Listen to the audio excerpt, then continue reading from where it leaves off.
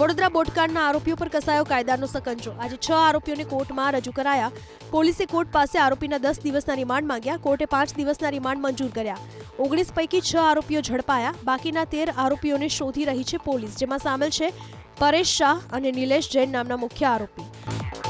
વડોદરા બોટકાંડની તપાસમાં ચોંકાવનારા ખુલાસા। પરેશ શાહ અને નિલેશ જૈન છે મુખ્ય આરોપી। એમની સામે તો નોંધાઈ પોલીસ ફરિયાદ। સાથોસાથ પરેશ શાહની પત્ની, પુત્ર અને પુત્રી સામે પણ ગુનો નોંધાયો। આજે વડોદરા પોલીસ કમિશનર અનુપમસિંહ ગહેલોતે યોજી પ્રેસ કોન્ફરન્સ, જેમાં તેમણે દાવો કર્યો કે ગઈકાલે પકડાયેલા આરોપીઓએ પૂછપરછમાં કબૂલ્યું કે ડોલ્ફિન નામની કંપનીને પેટા કોન્ટ્રાક્ટ અપાયો હતો, જે નિલેશ જૈનની હતી।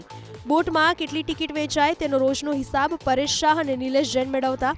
બંનેને ખબર હતી કે બોટ ચલાવનારને ન તો તરતા આવડે છે, ન તો બોટ ચલાવતા। આમ છતાં આવા કર્મચારીને બોટ ચલાવવા માટે રાખ્યા। પરેશ શાહ અને તેનો પરિવાર તો નિલેશ જૈન દેશ છોડીને ભાગી ન જાય એ માટે તમામ એરપોર્ટ પર જાણકારી આપી દેવાય છે। પોલીસે કુલ 19 આરોપીઓ સામે ગુનો નોંધ્યો છે, જેમાં 6 લોકો પકડાઈ ચૂક્યા છે, બાકીના 13 ફરાર છે।